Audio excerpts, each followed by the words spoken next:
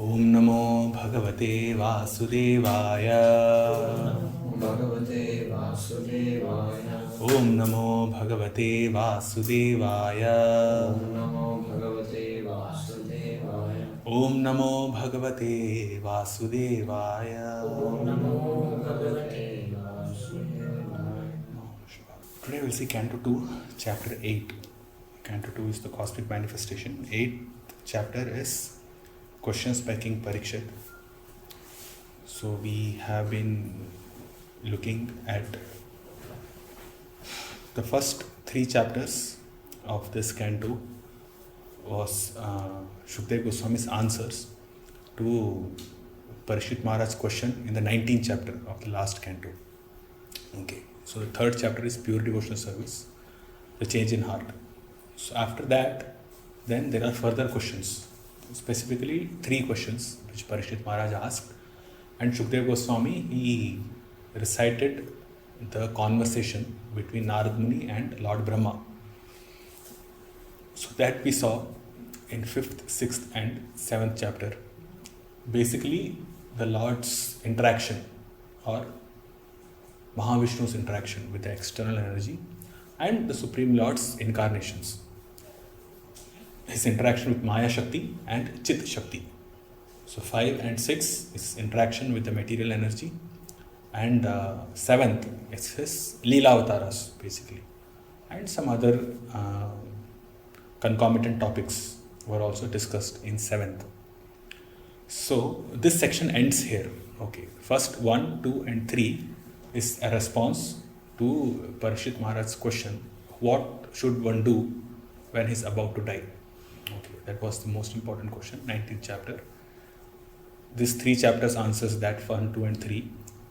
4th chapter, again there are questions, 5, 6 and 7 answer that. 8th chapter will find further questions. Okay, these are questions by King Parikshit. So the chapter itself is question by King Parikshit. So he will ask a set of questions, and then Shukdev Goswami will start answering that from 9th chapter onwards. Okay, so just to give an overview of these 3 chapters of this canto, in 8th chapter, Parikshit Maharaj will ask several questions, and the rest of the Bhagavatam will be the answer to those questions. Okay, so this you can consider as the set of questions which is answered in the Srimad Bhagavatam. So, Shukdev Goswami, at the end of this chapter, he will prepare himself to speak Srimad Bhagavatam the first time it was heard within this material world by Lord Brahma from the Supreme Lord. So that will come in the 9th chapter, okay, where the Chatushloki Bhagavatam is explained by the Lord to Brahma. From 10th chapter onwards, 10th chapter will be the 10 topics of Mahapurana. Okay, there are 10 topics, Sarga, Visarga, then Manvantras are there, then Ishanukatha, then Ashraya, Uti, there are 10 topics which are basically covered in any Purana. So these 10 topics correspond to the questions which Parikshit Maharaj asks in this chapter. Okay, we will not see the actual verses corresponding to those 10 subject topics. That we will do in the 10th chapter. In 10th chapter, this is not... okay, this is something which we can correlate. Okay, there are questions and then there are 10 subject matters. Which of those questions very nearly or approximately or very closely correspond to which of the specific topics? So that if we understand, then rest of the cantos would be a bit easier to follow. We can connect it to the questions of Parikshit Maharaj.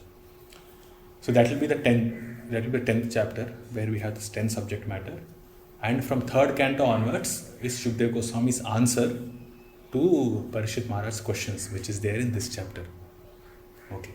And because these questions correspond to the 10 subject matters, the 10 subject matters related to all those details which are there in Srimad Bhagavatam, those answers also correspond to the questions which are asked in this chapter. Okay. And one more thing, anyways, once we come to the questions, we'll discuss something more on this. So this breakup you can see on the screen. It's a very simple chapter. Okay, it's nothing complicated in this. The subject matters or the themes that we discuss here has already been introduced multiple times, or minimum 1 or 2 times in Srimad Bhagavatam before itself. So we can just go through the translation and some points from the purport, and we should be done with it. Or done with it means that it should be easier for us to relate or easier for us to understand. No complicated topics, just like we had in 5th or 6th chapter. It's straightforward. So first 6 texts or verses is when Parikshit Maharaj requests Shukdev Goswami to continue narrating Srimad Bhagavatam. As I told, by the 7th chapter, Shukdev Goswami has stopped speaking because he has answered to Parikshit Maharaj's questions which are asked in the 4th chapter. So now prompting to hear more, and why he wants to hear more, Parikshit Maharaj speaks the first 6 verses of this chapter, inspiring Shukdev Goswami to speak and expressing his willingness or his qualification, not boasting about his qualification, but by hearing the Lord's pastimes, his enlightenment. Parikshit Maharaj is more enlightened, and therefore he wants to hear more about the Lord.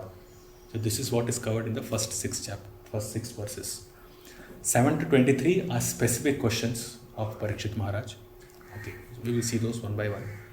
Then 24 to 26, Maharaj Parikshit expresses his inquisitiveness. So he has questions, and then he expresses how inquisitive or how eager he is to understand these topics, because these are all related to Krishna. So he's more eager to hear more and more.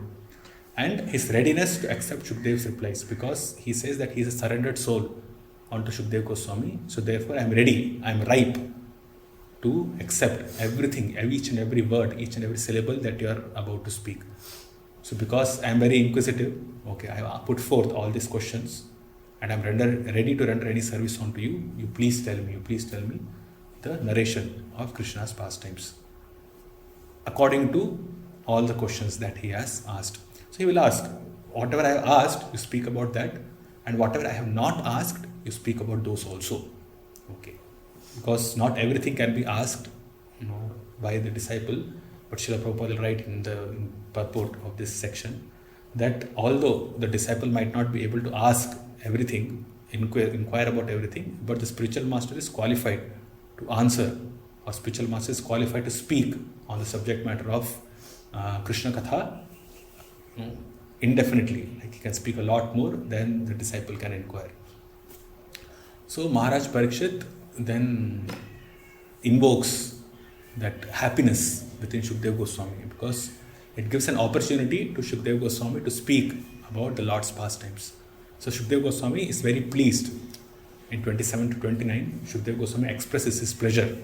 Or rather, Shukdev Goswami will not directly speak in these verses, but Suta Goswami is speaking 27 to 29, and he says that Shukdev Goswami is very pleased with the inquisitiveness and the eagerness of Parikshit Maharaj to hear about these topics, and then he prepares himself to answer those questions.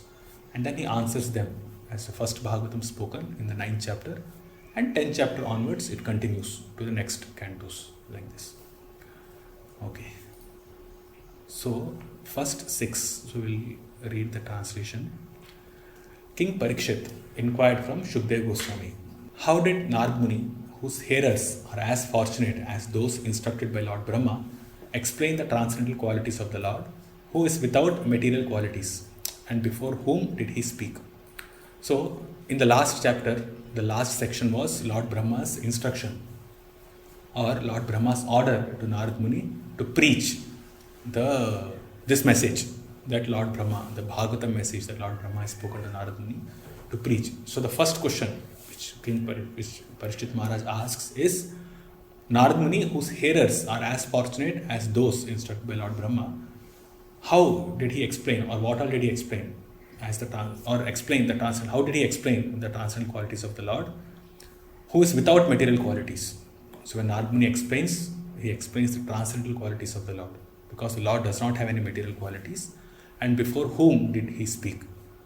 And this we see we discussed in last chapter also. Narad Muni's conversations will come at multiple places in Srimad Bhagavatam. So those conversations are or can be considered as response to this particular question. Right? Okay. So Srila Prabhupada, disciplic succession, so distributing transcendental knowledge, because Narad Muni has been ordered to speak. So this is how the disciplic succession continues. That's the central theme of this paragraph. And Srila Prabhupada writes, wherever Narad Muni goes, he represents himself as authorized by the Lord, and his appearance is as good as that of the Supreme Lord. His authorized by the Lord means because he has impregnated himself with the transcendental message via the disciplic succession. He has heard from Lord Brahma and he has imbibed that message within him. Therefore, it is understood that he is authorized by the Lord, because the message is not different from the Lord. And Narad Muni is not going to speak anything from his own speculation. Even though he is called Narad Muni, but then he is not speculating just like any other Muni. Okay, he is a Devarshi, he is a great Rishi. So he speaks only that message which he has heard from Lord Brahma coming through the disciplic succession. And that message is non-different from the Lord. And because he is going to speak only that message, therefore he is authorized by the Lord. Okay. So authorization by the Lord basically means that one who repeats the same message without any deviation or without any diversion, he is authorized to speak about the Lord, and who has imbibed those instructions himself. So he should not be a pretender, not that he himself is not following those principles, but then he is speaking about those principles to others, means then he is not authorized by the Lord, because the potency is not there. If you remember, while discussing the 5th chapter, we discussed about the Chit Shakti, which carries or which transforms in the disciplic succession. And only when the Chit Shakti is there, then the spiritual master can give the transcendental knowledge, and it can develop within the heart of his disciple. So Shakti should be there, the Chit Shakti, the potency should be there.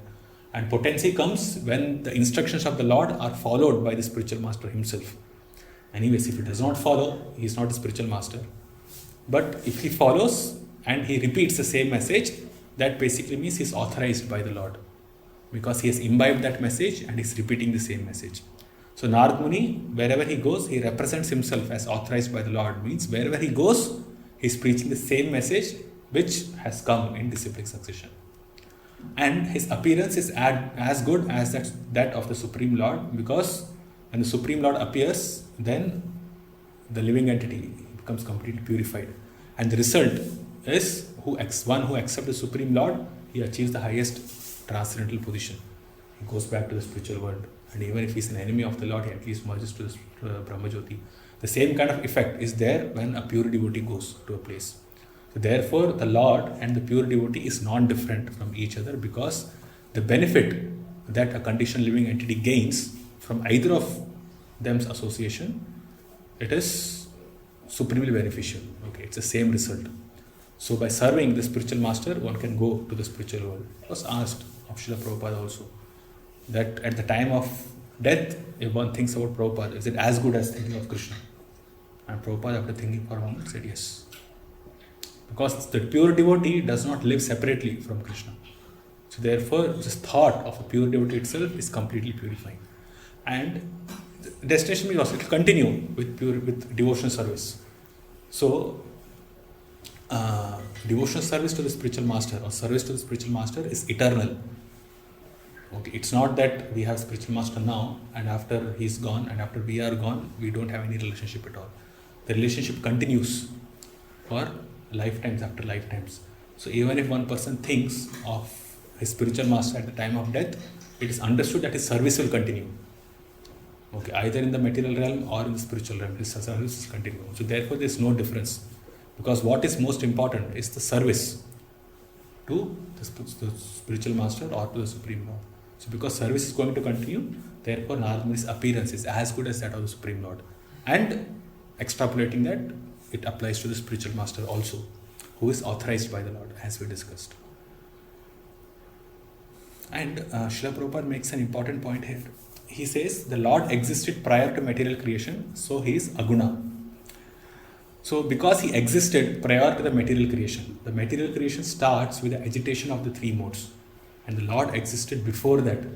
So therefore, he is never influenced by the three modes. That is the point. Therefore, his transcendental name, qualities, etc. do not represent any material quality. So when we speak about the qualities, in the translation, Parishit Maharaj is asking Shukdev Goswami, explain the transcendental qualities of the Lord. So Srila Prabhupada clarifies that transcendental quality, it is transcendental because the Lord's qualities existed with him even before the material creation. So the qualities which are exhibited within material creation are not superimposed on the Lord. Right? This clarifies the misunderstanding that Mayavadis or impersonalists have, that the qualities of this material world, the Sattva Guna, is superimposed on Brahman, and then he takes the form as an incarnation of the Lord like this. But the point is, because the Lord existed prior to the creation, and we have discussed that in the last 3 chapters, because he existed prior to the creation, therefore he is not, all the qualities are already there within him. He really does not have to acquire any qualities from the material nature and then engage with that. So that is why it is said the Lord is transcendental. Even if he comes to the material portion of his creation, still he is transcendental because he is not impacted or affected by the lower qualities, because those qualities come from him, and because he has created them, he is not influenced by them. So his qualities are transcendental. Text 2. The king said, I wish to know narrations concerning the Lord, who possesses wonderful potencies, are certainly auspicious for living being in all planets. Now from this he's expressing his gratitude that Shukdev Goswami is willing to speak about the Lord. And then he also says that because the narrations are auspicious for all living beings in all planets, therefore you make me also auspicious. This will come. He will say that I am going to die in 7 days, so therefore auspiciousness is required in his life. And because the Lord's narration concerning the Lord is auspicious for all living beings in all planets, so therefore please narrate the pastimes of the Lord. Srimad Bhagavatam is all auspicious. It doesn't belong to a sect. So because it's mentioned that it's auspicious for living beings in all planets, Srila Prabhupada writes about that Srimad Bhagavatam is all auspicious and it is not specific to one particular sect. Sect means one particular religion. We should not say Srimad Bhagavatam belongs to this Hindu sect, or though that particular section who follow only Krishna as a Supreme Lord. It's not like that. The principles of Srimad Bhagavatam are applicable to all living beings in all planets, all over the creation, or in fact even the spiritual. Wherever creation is there, spiritual creation as well as material creation, Srimad Bhagavatam is what is the absolute truth. Because in spiritual world also, the devotees are engaged in glorifying the Lord and in serving the Lord. And they relish in hearing the pastimes of the Lord. In Srimad Bhagavatam, the pastimes of the Lord are mentioned, along with so many philosophical concepts which are there. In the spiritual world also, what happens, even if we take, or in Vaikuntha planets, the Lord is directly glorified and the devotees take pleasure in that. So we can say Srimad Bhagavatam is being sung even in the Vaikuntha planets. And in Golok Vrindavan, the devotees there, they love reciting the pastimes of Krishna, of how he plays, what all he did, this day what he did, that day what he did, how he engages with his devotees, how he was so naughty, and so many other things are there. So these are also Srimad Bhagavatam only, because these are pastimes of the Lord. So Srimad Bhagavatam is auspicious and it's perfect, and it gives highest pleasure in all of creation, spiritual world as well as the material realm. So it is not limited. Okay, so that's why we should never feel inhibited, or never feel retracted, or never feel that we are limited, or we should not be spreading this message to everybody else. We should not have that idea. We should not be inhibited in our ideas. Srimad Bhagavatam is for everybody.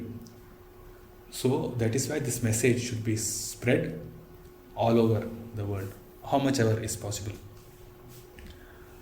So it is auspicious even for the non-devotees also, because it explains that even the non-devotees hovering under the spell of material energy can be delivered from such clutches if they hear the narration of the Srimad Bhagavatam with devotion and attention from the right source representing the Lord. Okay.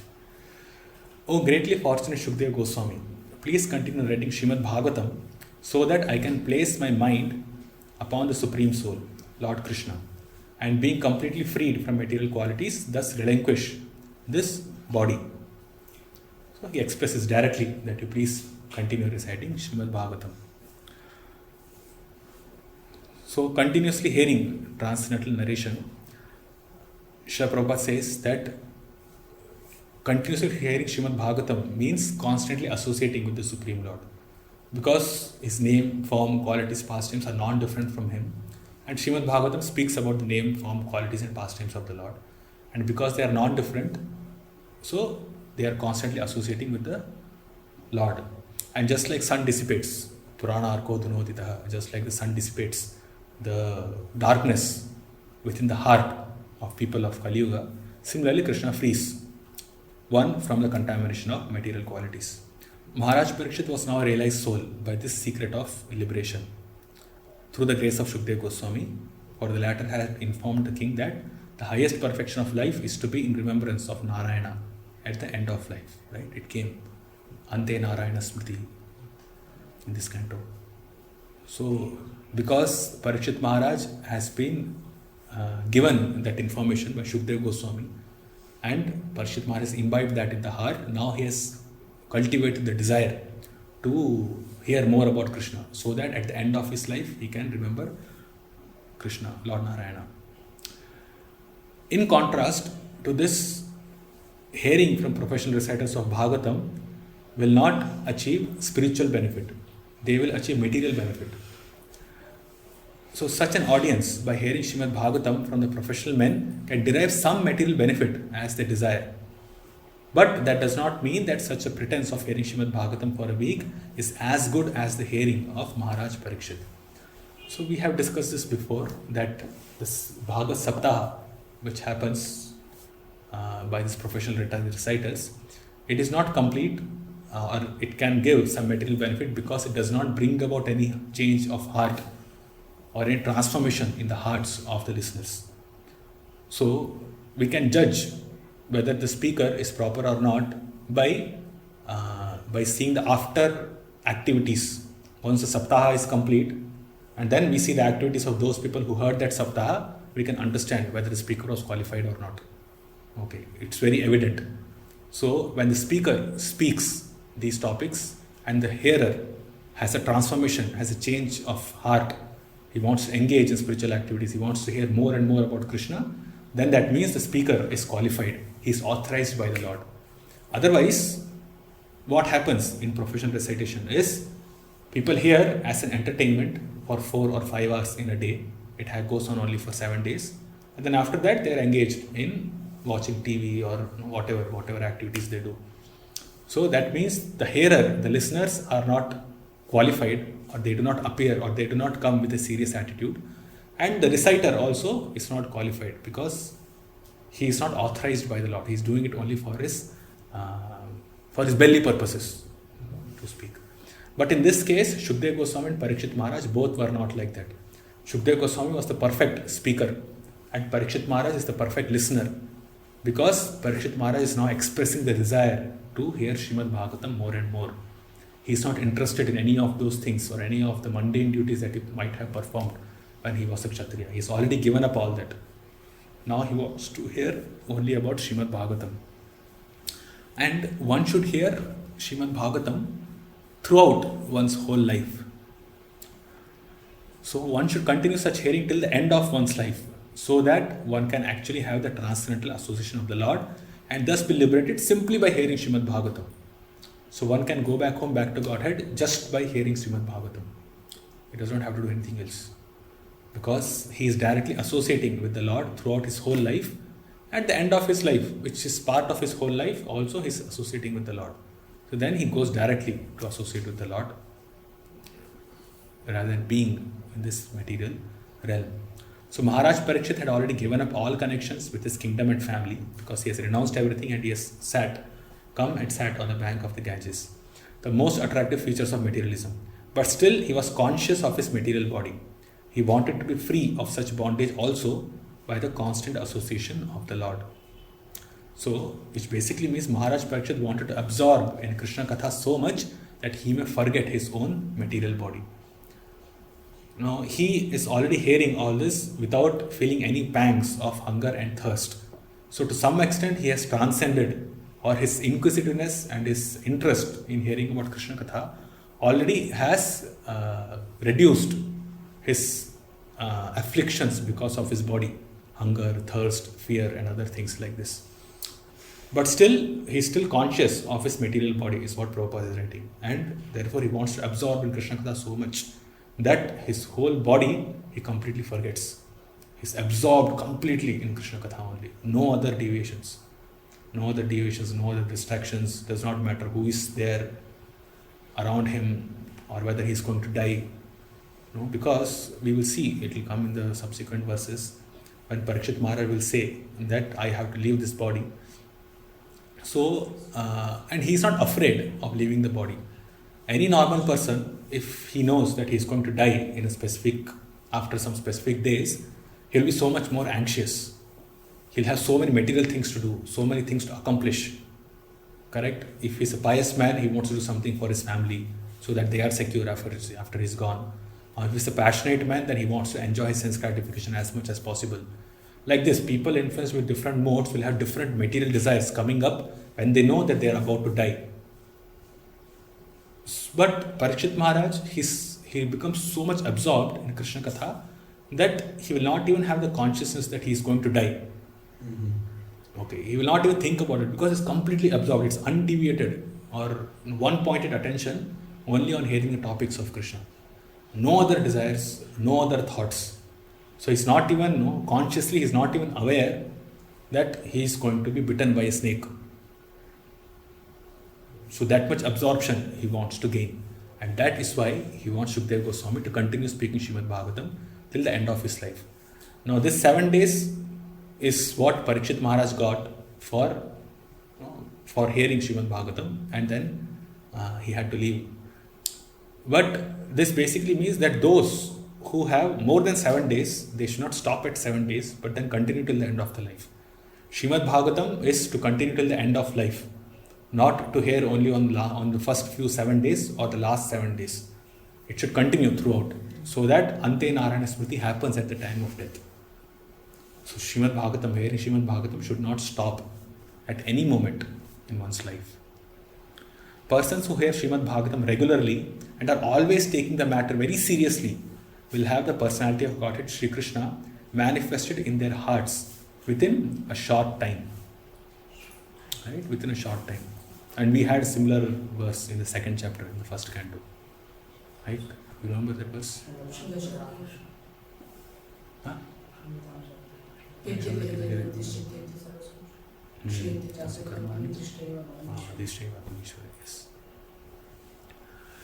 Why professional reciters aren't qualified? So Srila Prabhupada continues on the same topic.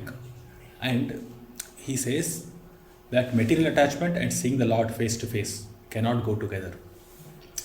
One who takes the subject matter seriously and hears Srimad Bhagavatam regularly will have Sri Krishna manifested in their heart. But if the heart is contaminated with material attachment, then the Lord will not come there. We cannot see the Lord face to face. So this is why the professional men are useless in this connection, because they are neither self-realized nor interested in the liberation of the audience. So there should be an interest in the speaker of the Bhagavatam to benefit those who are hearing from him. Okay, that interest should be there. But professional reciters don't have that interest. For them, professional means it's a profession for them. Profession basically means we do perform some activity so that we can gain something out of it. It is my profession, it is my work, like that. So professional reciters are those who can recite Srimad Bhagavatam very nicely, in a very poetic manner. They can sing and so many things they can do to attract the audience. But it is only that, to attract the audience so that he can gain something economically from them. His concern is to not educate his followers or those who are hearing from him. His concern is not to liberate them. Okay, and because that concern is not there, therefore their recitation is totally useless. Because Srimad Bhagavatam is not for entertainment purpose. It's not some entertainment, it's not just stories. Srimad Bhagavatam is not just stories. When we say Puranas, they teach so nicely, but then Srimad Bhagavatam is completely different in that sense. Even though it's a Purana, it's completely different in that sense that Srimad Bhagavatam brings about transformation in the heart. It is not something. It is not like other Puranas which are appealing to people in different modes, and therefore the Puranas themselves are sometimes influenced by the modes. It's not like that. Srimad Bhagavatam is Amala Purana. It has no mala. It has no contamination of the material modes. So therefore, those who are reciting Srimad Bhagavatam, they also should be very pure in their character, in their attitude, and they should be devotees of the Lord. Only devotees of the Lord can speak Srimad Bhagavatam. Otherwise, no transformation of heart will happen. And it will be a useless exercise. So even though these professional men are reciting Bhagavatam, which is transcendental, but still, Prabhupada says they are useless in this connection. There is no transformation, because it's just like milk touched by serpent, you can say. Maharaj Parikshit personally recommends that one hear Srimad Bhagavatam regularly, nityam, always by one's own effort and with serious devotion also. So one should make an effort to hear Srimad Bhagavatam. Okay, that effort should be there. Mind might go here and there crazily in so many different ways, but we should bring it back and then hear. Hear Srimad Bhagavatam regularly with detachment from material benefit. And that is the way to hear and get benefited by hearing Srimad Bhagavatam. The Srimad Bhagavatam, the sound incarnation of Lord Krishna, the Supreme Soul, enters into the heart of a self-realized devotee, sits on the lotus flower of his loving relationship, and thus cleanses the dust of material association such as lust, anger, and hankering. Thus it acts like autumnal rains upon pools of muddy water. So, one pure devotee can deliver the whole world, Srila Prabhupada says, and he writes, this is something which we have already discussed before.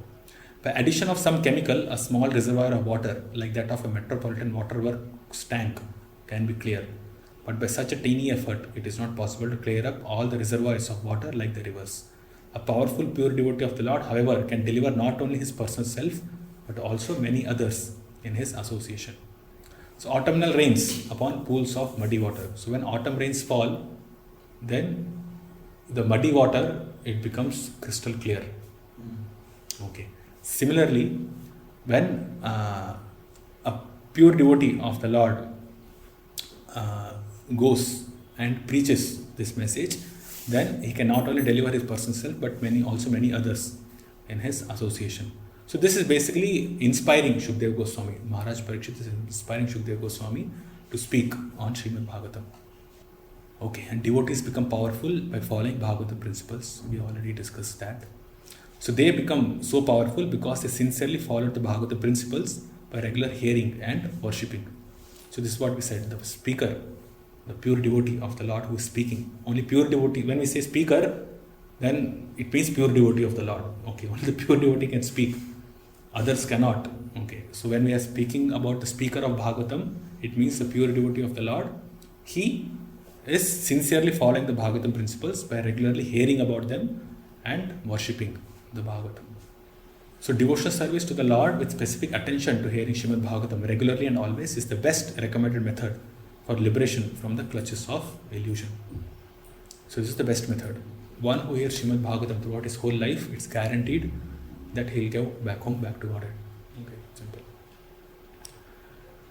A pure devotee of the Lord, whose heart has once been cleansed by the process of devotional service, never relinquishes the lotus feet of Lord Krishna, for they fully satisfy him, as a traveler is satisfied at home after a troubled journey.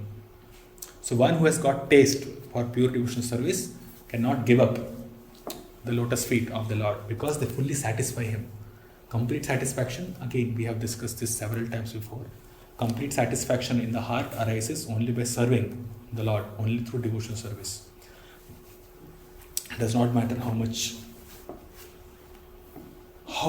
effort we make to satisfy ourselves through sense gratification, we will not be satisfied. Just like a traveler is not satisfied when he had a troubled journey. A traveler means what? A person who has to go out of his hometown or out of his home for livelihood.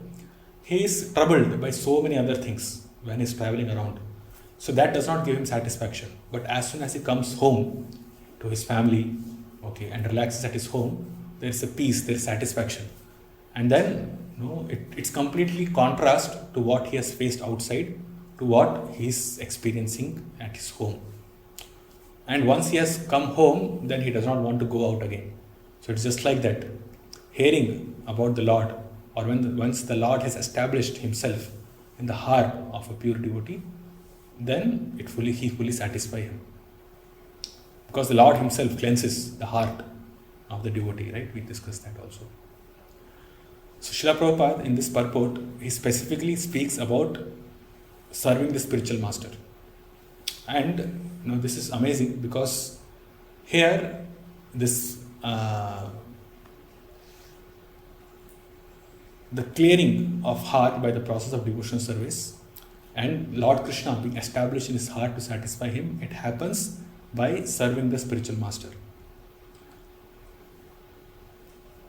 So Srila Prabhupada writes that preaching work means various so-called difficulties. When preaching is happening, or when devotees go out to preach, there are difficulties. And then he quotes the example of Lord Nityananda and Jesus Christ, who gladly suffered.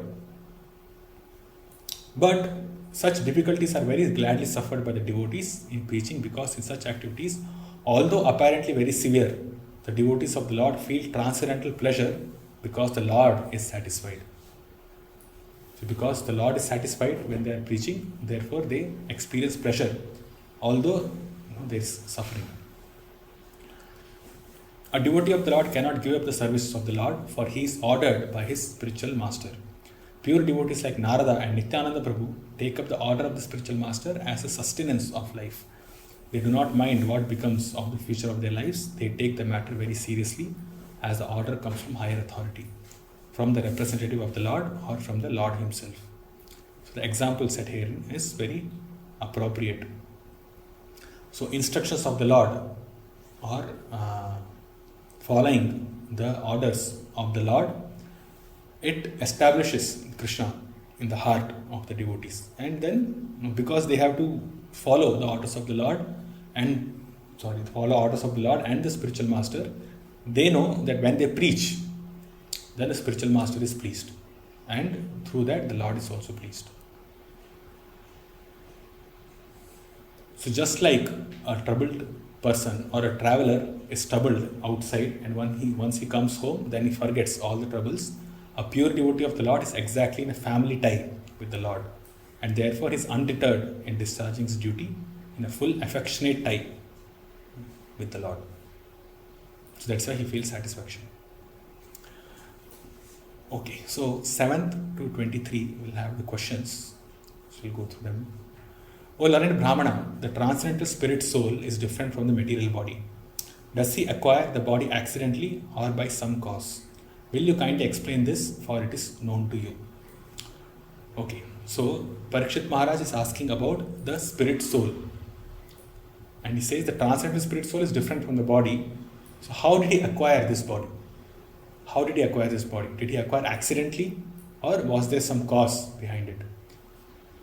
So these questions we see from 7 to 23, we can broadly divide them into these 5 categories, which is given in the introduction of Bhagavad Gita through Baladev Vidyabhushan.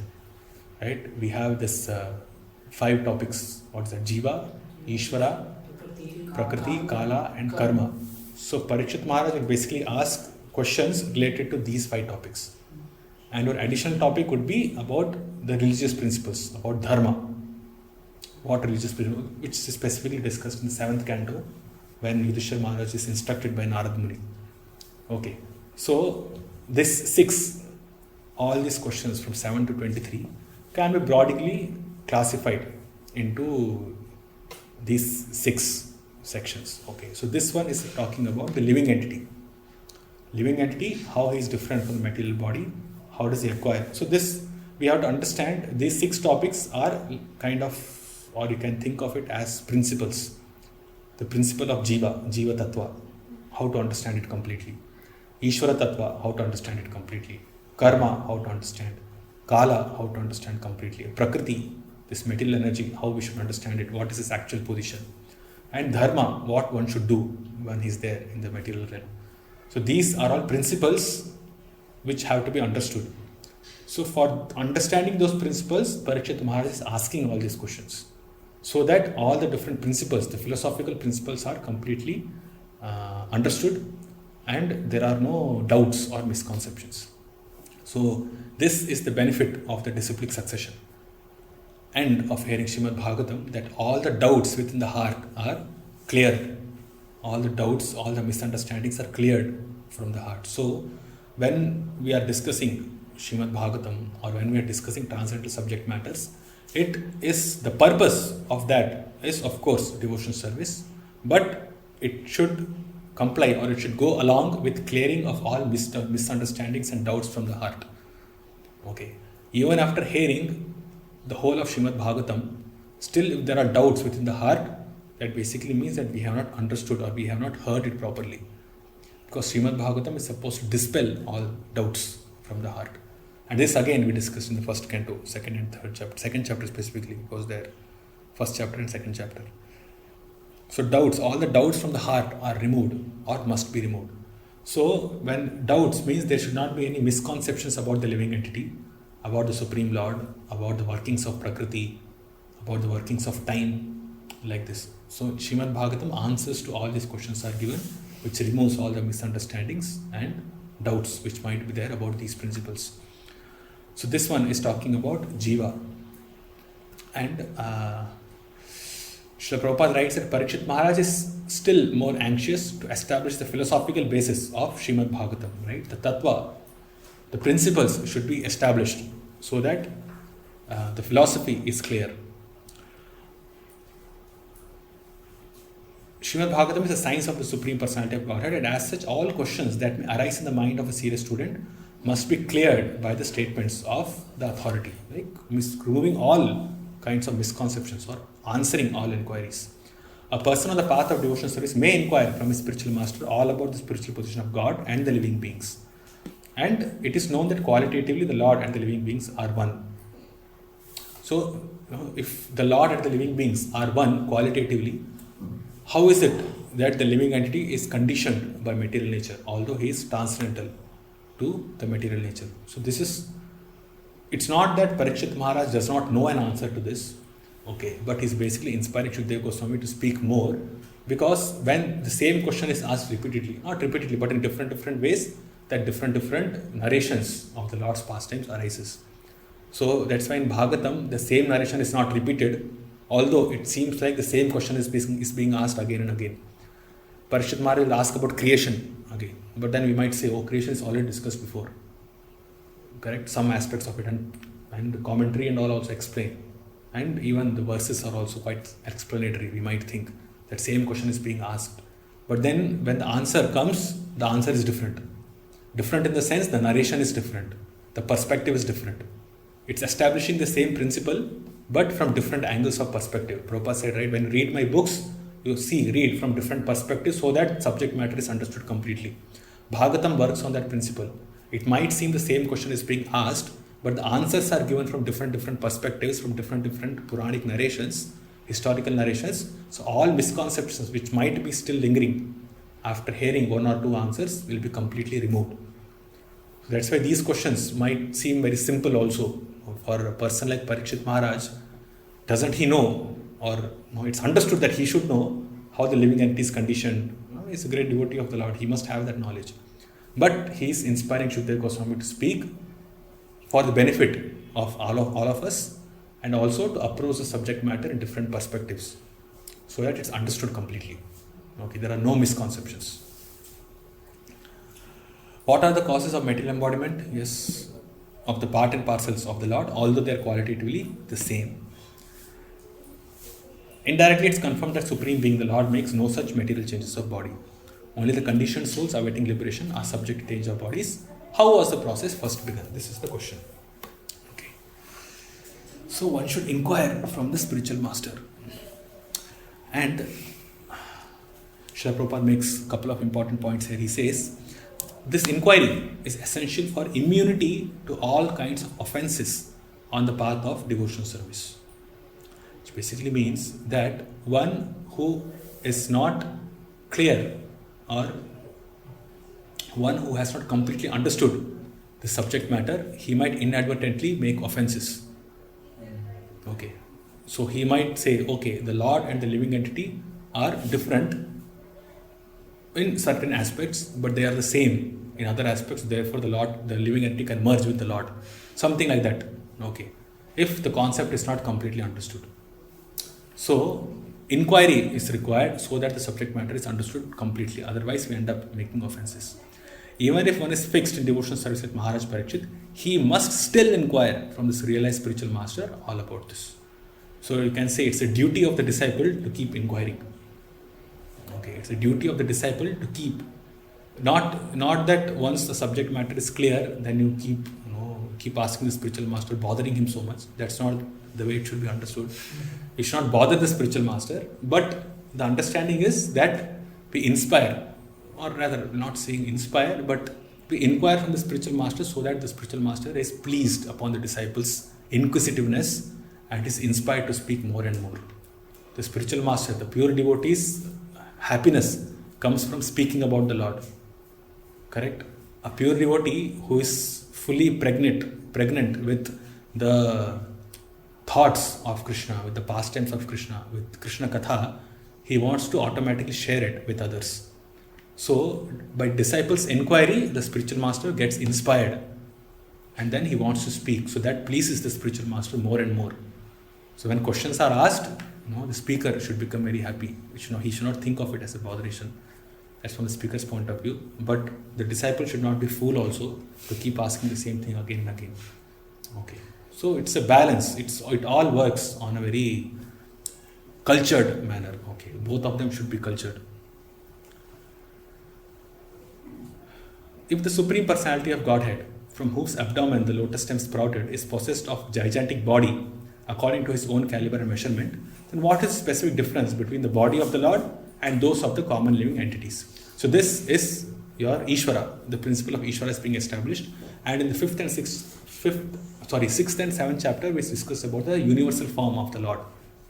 And we said universal form of the Lord is made up of different material elements. Correct? So, Parikshit Maharaj's question is that universal body of the Lord, yes, it is big, it is gigantic, it encapsulates the whole universe, but still, it looks like, it is made up of material ingredients. And the body of the living entity is also made of matter. So, what is the difference between these two? So, again, we should understand that Parikshit Maharaj is asking so that Shukadeva Goswami can speak more about these topics. Brahma, who was not born of a material source, but of the lotus flower coming out of the navel in the abdomen of the Lord, is the creator of all those who are materially born. Of course, by the grace of the Lord, Brahma was able to see the form of the Lord. So Parikshit Maharaj also says that Brahma himself is the creator of all those who are materially born. And that creator is coming from the abdomen, the navel of lotus navel of Lord Vishnu. So how should we understand that? The Lord, if he is transcendental, how can he produce something which is material? Or Lord Brahma, and then from them everything was materially produced. How can he do that? And of course, by the grace of the Lord, Brahma was able to see the form of the Lord also. So Brahma also saw the form of the Lord, not only the universal form, but actually the form of the Lord he saw. So his question is basically, since Lord Brahma was born from the lotus navel of the Lord and he saw the form of the Lord, is the form of Lord Vishnu similar to that of the material body of Lord Brahma? This is the question. So Srila Prabhupada writes, he was directly born from the bodily expansion of the lotus flower of the Lord. Thus, it is not readily understandable whether the body of the Lord and that of Brahma are of the same quality or different. Correct? Because Lord Brahma is producing, or rather, Lord Vishnu, Garbhodaksha Vishnu, is producing something from which a material living entity is born. And Brahma also saw the Lord. So how is it? Or do they possess the same qualities? Are they different or not? So previous question was on the universal form, and this question is directly on the form of the Lord. Parikshit Maharaj very cleverly asks these questions so that all misconceptions can be cleared. And knowledge of the transcendental form of the Lord is firmly established. So for us, because we have been reading Srila Prabhupada's purports and we have heard about the subject matters before several times, for us these kind of questions seem very repetitive. Okay, again I'm telling the same point, but still, from different perspectives, from different angles of vision, this will be clarified more and more. And we will see, although Prabhupada has explained all these points in his purports, the answers to most of these questions we already know. Okay, but in further coming purports also, Prabhupada gives different perspectives of the same answer. So not only Shukdev Goswami is speaking from different angles of perspective, approaching the same subject matter, even Prabhupada's purport will also be different to different shlokas, different answers. So pure devotees, they speak from different angles of vision so that it's understood completely. So basically these questions are to remove all misconceptions and to speak more and more about the Lord's pastimes. Lord's pastimes both in the material realm as well as the spiritual realm and the mechanical workings of this material world. So we are going to get into the details of how this creation works. That's why he'll ask about Prakriti, Karma, how the living entity is being conditioned like this. Please also explain the personality of Godhead who lies in every heart as the super soul and who is the Lord of all energies but is untouched by his external energy. So the 8th verse spoke about the universal form, 9th verse spoke about Garbhodakshaya Vishnu, 10th verse is speaking about Kshirodakshaya Vishnu, the form which enters the heart of all living entities. So again, this question pertains to Ishvara. So we are clarifying the universal form of the Lord, Garbhodakshaya Vishnu, Kshirodakshaya Vishnu, what are their position. So Ishvara Tattva is established, the principle of Ishvara is established properly because they are all controllers. Garbhodakshaya Vishnu is the controller. Okay, Kshirodakshaya Vishnu is a controller. So how are they controlling this material then? And how he is pervading? Kshirodakshaya Vishnu, he is pervading this entire material world, but still he is untouched by his external energy. Garbhodakshaya Vishnu, he is creating Lord Brahma, from whom all material bodies are created. How is he untouched from material energy? The universal form is there, which we say that it is made up of the different material combinations. So how is it different? Or is it the same as that of the living entity? So basically these 3 verses are distinguishing between the Lord's, or basically clarifying, or basically are meant to clarify the Lord's transcendental form with respect to his material appearances. So that way now see, universal form is different from the transcendental form of the Lord. Garbhodakshaya Vishnu is different, or is transcendental to Lord Brahma and everyone who is materially created. Kshirodakshaya Vishnu, although he is pervading the entire universe, still he is different. He is not attached to matter. So from all angles, from all of the Purushavataras and the different activities, still they maintain their transcendental position, although they are engaged with the material energy in different capacities. Right? So this is what we say, different angles of vision. We have discussed about these 3 verses, Garbhodakshaya Vishnu, universal form, Kshirodakshaya Vishnu, so that no misconception remains. The Lord is engaging in all of them in different capacities. But Maharaj Parikshit wants to know about all of them so that the transcendental position of the Lord is established perfectly. So Shukdev Goswami will speak that. Okay. So this is what I said from different perspective. This is how Parikshit Maharaj is asking these questions. O learned Brahmana, it was formally explained that all the planets of the universe with their respective governors are situated in the different parts of the gigantic body of Virata Purusha. I have also heard that the different planetary systems themselves constitute the gigantic body of the Virata Purusha. But what is their actual position? Will you please explain that? So this is in relation to Prakriti. Prakriti in relation to Ishvara also.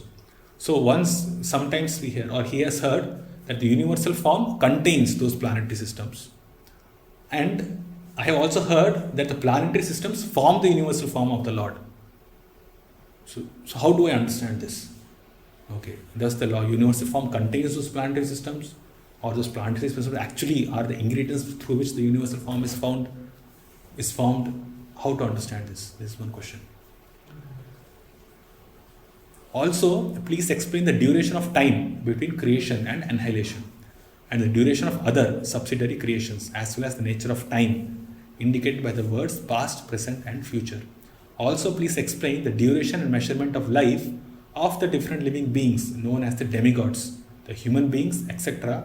in different planets of the universe. So this is the nature of time. Kala is speaking about.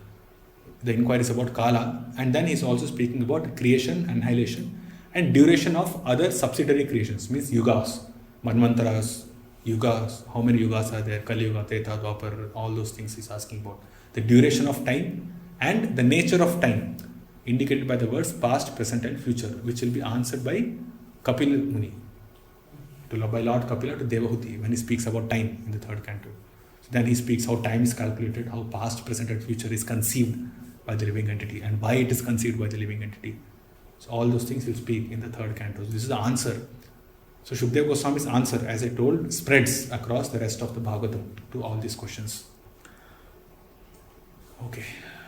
And explain the duration and measurement of life of the different living beings known as the demigods, human beings, etc. So in different planets, there are different durations of life. 6 months here is 1 day for the demigods. And it is different for Lord Brahma. It's different in different lokas. So please speak about this also. So nature of time is being asked here. Next question is also asking about time, but it's different.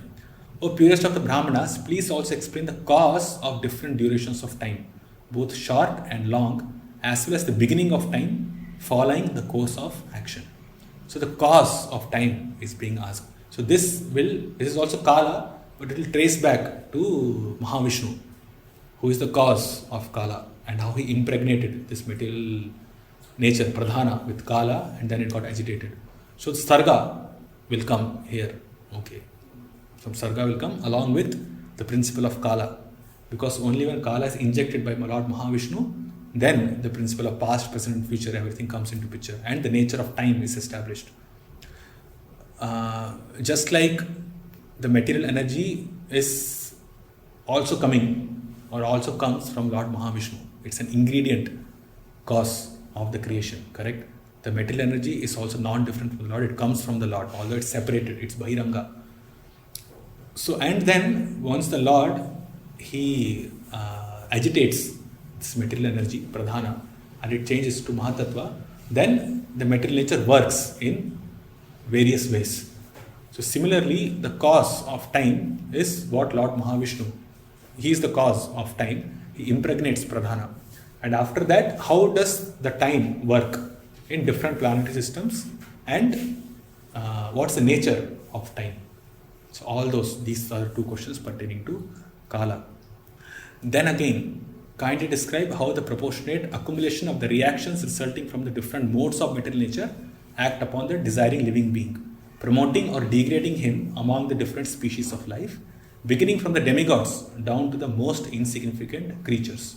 So this is talking about karma, right? The activities, the actions and reactions of the living entities. Because it follows from the previous question that there is time and beginning of time following the course of action. And there is activity.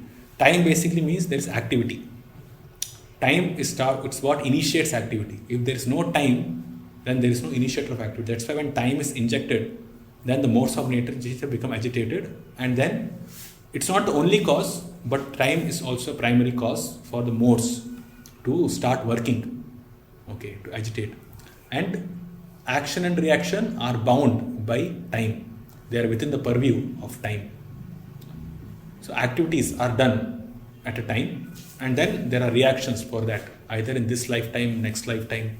So now they are under the purview of time. When we speak about past, present and future, past activities, okay, which we are suffering now, present activities that we do will suffer in future, or suffer means whatever, enjoy or suffer in future. So the activities are within the purview of time. Okay, so when he is asking about the nature of time and cause of time, then automatically it follows that now he speak about the activities also. So Parikshit Maharaj is asking about activities which are due to the modes of nature acting upon the desiring living beings, either promoting them or degrading them. So depending on which mode we situate ourselves in, we can either go Urdham Gachanti Sattvastha. If we situate ourselves in Sattva-guna, we'll go up. Madhya Tishtanti Rajasa. If we are in Rajoguna, we'll stay there itself. And Adho Gacchati Tamasa. If we are in Tamasic Guna, we go down. So the modes of nature in which we situate ourselves determine where we go.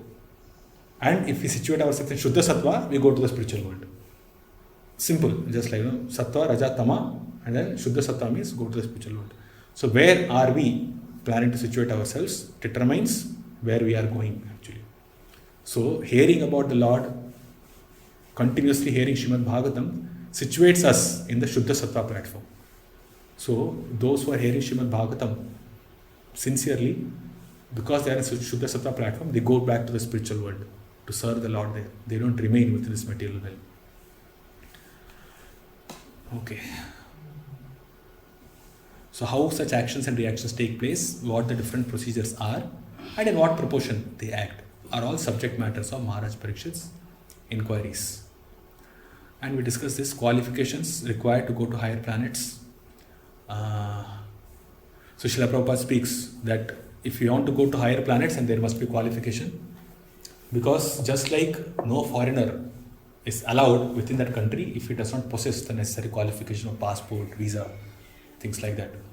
So if it is there, and even a prosperous country does not want people from impoverished country to come to that place.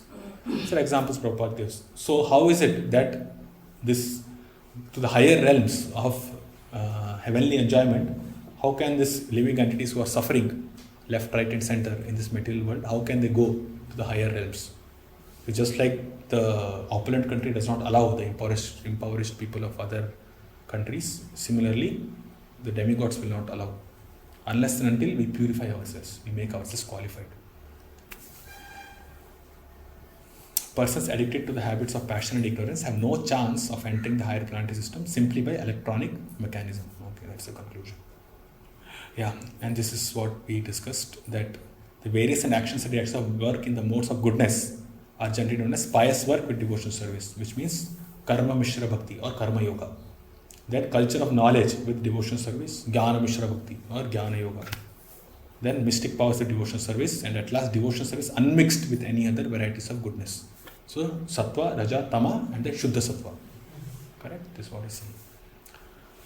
O best of the Brahmanas, please also describe how the creation of the globes throughout the universe, the four directions of the heavens, the sky, the planets, the stars, the mountains, the rivers, the seas, and the islands, as well as the different kinds of inhabitants, take place. So again, this is about Prakriti. Now this will be your Visarga. Okay, the principle of Visarga will fall into this. We are not discussing that now scientifically. We'll do that when we come to the 10th chapter. But we can have some glimpse of what he's asking falls into one of those 10 categories. And Srila Prabhupada writes that by the laws of the Lord, no place is vacant. But the creatures of one particular place are different from those of other places. Their bodily constitution is different based upon their situation. So, people in the heaven have different body than those rishis who have their own planet, like the stars. Prabhupada says, so stars are actually the planets of the great rishis who are there in the sky. Also, please describe the inner and outer space of the universe by specific divisions, as well as the character and activities of great souls, and also the characteristics of the different classifications of the caste and orders of social life. Okay. So this is speaking specifically about dharma. What a living entity is supposed to do. What are their activities? The character and activities of great souls. So this will be the narration of Dhruva Maharaj, Prahlad Maharaj, Amrish Maharaj, like this. The character and activities of the great souls. And the characteristics of the different classifications of the caste and orders of social life. So, how by engaging in Varna Ashrama Dharma, one can follow or one can imbibe the principles of Srimad Bhagavatam is what is being asked here. So that is why in the 7th canto, which is called the Science of God, we'll find both. We'll find both the character and activity of the great soul Prahlad Maharaj, as well as about, obviously Pandavas are also there, and also about the classifications of Varna and Ashrama. So both are there. Okay. So that way you can understand. So Srila Prabhupada makes an important point here. Maharaj Parikshit is a typical devotee of Lord Krishna, and as such he is anxious to know the complete significance of the creation of the Lord. He wants to know the inner and outer space of the universal form. It is quite fitting for the real searcher of knowledge to know all about this. Those who are of the opinion that the devotees of the Lord are satisfied with mere sentiments can find in the inquiries of Maharaj Parikshit good lessons as to how inquisitive a pure devotee is to know things in their true perfection. The modern scientist is unable to know about the inner space of the universal horizon and what to speak of the space which covers the universe. Right? So devotees are not sentimentalists. Although their activities might look like that, but their activities are completely transcendental and they are inquisitive. They want to know. And if we see the questions of Parikshit Maharaj, he is not directly asking Shukadeva Goswami to speak about Krishna's pastimes in Vrindavan. Okay, all his questions are very philosophically oriented about Jiva, Karma, Kala, universal manifestation, the transcendental form of the Lord, the living entity's form, material body. All philosophical questions is what he's asking. Okay, and then he's asking about the character and activities of great souls. Okay, so all this whole philosophical basis. There is a philosophical basis for all the incarnations of the Lord, their pastimes. Only with proper philosophical basis, those incarnations, pastimes of the Lord can be understood in a proper way.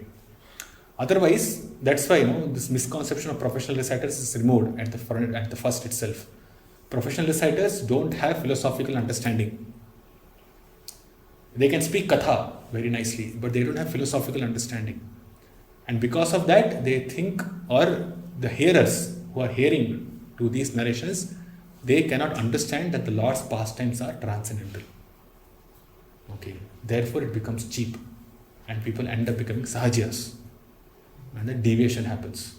So unless and until the philosophical concept is completely clear, it's completely established, if one directly jumps to the Lord's pastimes, he will end up becoming a pseudo devotee or a sahajiya. So Parikshit Maharaj, his inquiries are so significant because his whole basis is to establish the philosophy, so that it does not remain a sentiment. Prabhupada said, no, religion without philosophy is sentiment, and philosophy without religion is mental speculation. So both should be there. The glories of the Lord and glories of his devotees combined together comprise the complete knowledge of Srimad Bhagavatam. Okay, so this we know. So that's why he's asking about the knowledge, the activities and character of great souls. Or else Bhagavatam means pastimes of Krishna, pastimes of the Supreme Lord. But pastimes means there should be a living entity also. So great souls are those. And we discussed this also, no? When the great souls are bestowed mercy, then in Bhagavatam we glorify the devotees more than the Lord. We glorify Dhruva Maharaj more than speaking about Lord Prishnigarbha. Obviously, Dhruva Maharaj's glory is due to the Lord who appeared in front of him, gave him benedictions.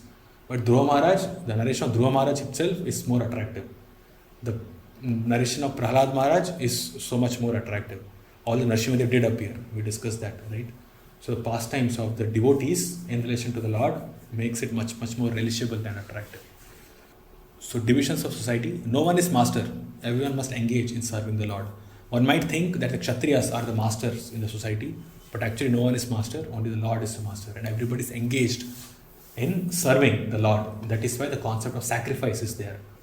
If one is the master, he need not perform any sacrifices, correct? Because he already has everything. He does not have to please anybody.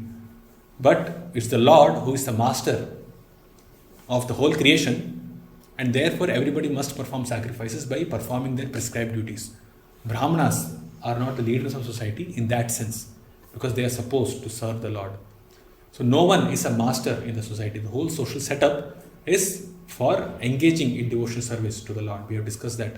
Purpose of this creation itself is to please the Lord. So, obviously, the purpose of Varna and Ashrama system is also to please the Lord. Varna Ashrama Charata Purushena Parapuman Vishwanatha Tve Pantha Nane Tatosha Karanam. No? There's no other goal of Varna and Ashrama system apart from satisfying Lord Vishnu.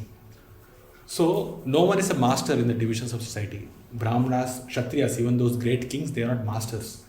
Yudhishthira Maharaj is not a master. They are not masters. They are servants of the Lord, but they are serving in a specific capacity by performing their prescribed duties and maintaining the social order so that people can engage in devotional service. Okay. So everyone must engage in serving the Lord. Everyone is a government servant, but no one is the government himself. Only the Lord is the government. He is the... Please explain all the different ages in duration of creation and also the duration of such ages. Also tell me about the different activities of the different incarnations of the Lord in different ages. So this is with respect to the different yugas and the yuga avatars. Right? Different activities of different incarnations of the Lord in different ages. The different yuga avatars and lila avatars is what being asked here. To hear the activities of the Lord means to associate with the Lord directly, and association with the Lord directly means purification from material contamination. So therefore, to hear the activities of the Lord means purification of material contaminations. A equal to B, B equal to C, A equal to C. This is the logic. Hear the activities of the Lord means associating with the Lord. Associating with the Lord means removal of material contamination, purification. Please also explain what may generally be the common religious affiliation of human beings as well as their specific occupational duties in religion, the classification of social orders, including the administrative, royal orders, and the religious principles for one who may be in distress. Okay, so a couple of things are here. Religious affiliation of human beings as well as their specific occupational duties in religion. It is understood that human beings are they fall primarily under these three modes: mode of passion, mode of goodness, and mode of ignorance. So based upon their modes, their way or their worshipping or their religion would be different. They will have different religious affiliations. So Parishad Maharaj is asking you, please speak to me about that as well. And their specific occupational duties in religion, and what occupational duties do they perform according to their religion based upon the modes. Okay, this is the question. The classification of the social orders, because social order is also classified based on the modes. Okay, and including the administrative royal order, including the Kshatriyas principles. Okay, and the religious principles for one who may be in distress. If one is in a distressed position, what religious principles should he follow? Because I think Prabhupada speaks about this here. Apad dharma. Yes, we'll speak about it. Let's read this. So, when speaking about religious affiliations of different human beings, Srila Prabhupada says that the common religion of all classes, regardless of whosoever and whatsoever one may be, is devotional service. Okay, that's it. It's a blanket statement. Everybody must perform devotional service and no other thing is required. And he says even the animals are included, and he says Hanuman is the example of that, who is not actually a human being. He looks like a human being. Kin naraha. He's a human being, but not actually a human being. So therefore, even animals are included. In the Skanda Purana, there is narration that a hunter in the jungle became the most enlightened devotee of the Lord by the guidance of Sri Narad Muni. So even the most abominable person who is in the deepest of Tamoguna, by the association of pure devotee, he also took up devotional service. So therefore, it does not matter which mode of nature one particular person belongs to, he must take up devotional service. Therefore, Srimad Bhagavatam should be preached all over the world. You cannot choose, these people are so tamasic, therefore they cannot understand Srimad Bhagavatam, let's not preach here. That's not the point. Srimad Bhagavatam is meant, devotional service is meant for everybody. And the narration of a hunter, or even there are so many other examples also, where people from most abominable species, Kirata, Hunandra, Pulinda, Pulkasha, they also can take up devotional service. So it's not limited in any way. That's Prabhupada's point. Okay, from purely preaching Krishna consciousness point of view. So leaders of other religious affiliations, Prabhupada says that even if a particular type of religious principle does not recognize the supremacy of the Supreme Personality of Godhead, the followers still have to obey the disciplinary principles laid down by a particular leader. Such a leader of the religious sect is never the supreme leader, because such a circumstantial leader comes to the position of leadership after undergoing some penance. The Supreme Personality of Godhead does not, however, require to be under disciplinary action to become leader, as we see in the activities of Lord Krishna. So, now he's specifically speaking about leaders of different religious affiliations, and he says that although this, you can say, is in is particularly pointing out to Christianity, you can say, or to Islam to some extent, or even in other so-called religion where the leader himself is considered as the supreme being. Okay, so in those situations, then one should understand that the leader is circumstantial. Only because of circumstances he has become a leader after undergoing some penance, but one should know the Supreme Personality of Godhead. It's a duty of all religious affiliations to know who the Supreme Personality of Godhead is. And this is the reason why Srila Prabhupada is speaking about Christianity. We speak that Christianity is fine if it can lead to the love of God, to the personality of Godhead. But the information in Christianity in their Bible is so limited. So we are one who joins this Krishna consciousness movement, he becomes a better Christian. Right? Prabhupada has said in many of his conversations, he speaks like this. He becomes a better Christian. We are better Christians than you, he would say, because you are not following any principles of Jesus Christ, while we are following all the commandments of Jesus Christ. We are better Christians like this. So even if people are engaged in sub-religious principles or different religious affiliations, if they don't understand who the Supreme Personality of Godhead is, then their knowledge is incomplete. So therefore they should come to that point.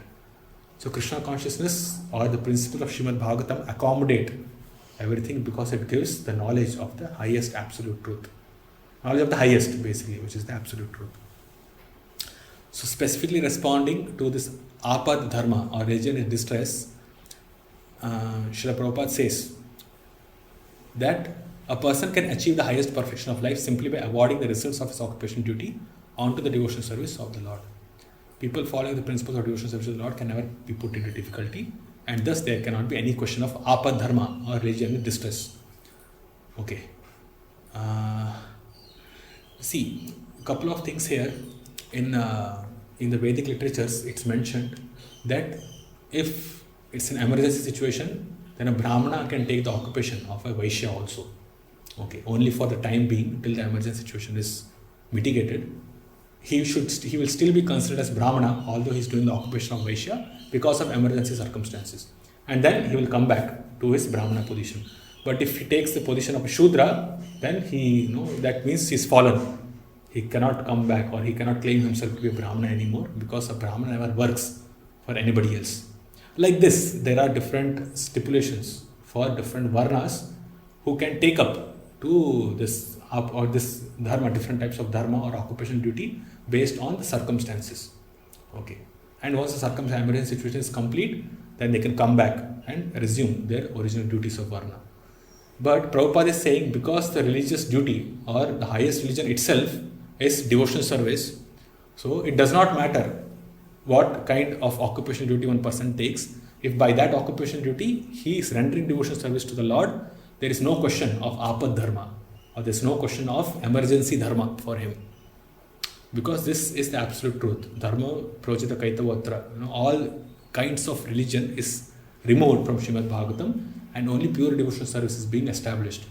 So Prabhupada is speaking in this purport from that point of view, that if one is engaged in devotional service of the Lord, then he does not have to think about his emergency dharma, temporary dharma, or mayim dharma, prescribed duties and other things. Because his whole life is only to please the Lord, is to devote himself to the Lord, even if his occupation duties might be here and there, or we may not be according to one particular varna, still he'll make spiritual advancement. See, a Brahmana is there, okay, and a Shudra is there. Brahmana is performing his occupational duty, and by that he's serving, he's pleasing the Lord. A Shudra is performing his occupational duty and he's pleasing the Lord. So the Lord is pleased in both the varnas, right? So it does not really mean that the Brahmanas are superior or the Shudras are less, or Brahmanas are superior, below that comes Kshatriya, below that comes Vaishya, because all of them are engaged in pleasing the Lord, and by performing their occupational duties, their prescribed duties, they are satisfying the Lord. So once the Lord is satisfied, how does it matter which Varna one belongs to? Correct? That's why just for social upkeep, the Varnas are there. But it does not mean that one who is a Brahmana, he is in a higher position than the others. Because the purpose of all living entities is to satisfy the Lord. The purpose of devotees is to satisfy the Lord, to please the Lord. So it does not matter which position he situates himself in. So that's why Prabhupada is writing here that for a devotee, there is no distress dharma, there is no apad dharma. Whatever he performs, it is for pleasing the Lord. There might be different material situations, but still his consciousness, a devotee's consciousness is always fixed in satisfying the Lord, in satisfying Lord Vishnu, in performing sacrifices. So even if he goes to different occupational duties, it does not matter for him. This is what he's saying here. This is from the absolute platform. Because in Varna and Ashrama, obviously the goal is to please Lord Vishnu, but there is some personal consideration also there. But Prabhupada is writing here that if there is no personal consideration, the Lord is pleased ultimately. So how does it matter to which Varna it belongs to? So that's why it said Varna and Ashrama is external to devotional service, to bhakti, but it is still required for the social upkeep of society. And for people who cannot take up pure devotional service, it gives a very nice framework for them to engage themselves nicely and serve the Lord according to their propensities. This is 19th question, okay. Kindly explain all about the elementary principles of creation, the number of such elementary principles, their causes and their development, and also the process of devotional service and the method of mystic powers. So this is Sarga, elementary principles of creation, the number of elementary principles and other things. And from the principal point of view, this is Prakriti. He's talking about Prakriti and the Dharma, activities of the living entities, process of devotional service and the method of mystic powers. What are the opulences of the great mystics and what is their ultimate realization? How does the perfect mystic become detached from the subtle astral body? What is the basic knowledge of the Vedic literatures, including the branches of history and the supplementary Puranas? So he's talking about the great yogis, right? Yogeshwara, and what is their Aishwarya, what is their opulence, what is their Gati, what is their ultimate realization, how they became detached from subtle body. And then second topic is the basic knowledge of Vedic literatures, including branches of history, supplementary Puranas, basically speaking about Vedic literatures here. So, Srila Prabhupada writes that great yogis or Yogeshwara and devotees of the Lord. So he says those who are great yogis, although they have acquired all these yogic powers from their own endeavor, still they cannot surpass the mystic potency that the devotee possesses, because the devotee is personally invested with mystic potencies by the Lord, and the Lord is the actual Yogeshwara. So therefore, the devotees, although they might not have performed very intense penances and austerities, just like yogis like Durvasa Muni, still just by rendering pure devotional service like Maharaj Ambrish, they can defeat the Yogeshwaras like Durvasa Muni. Okay, that's the gist of this paragraph. So then he's inquiring about the ultimate destination of such great mystics and how they attain such extraordinary powers by their own efforts or by the grace of the Lord.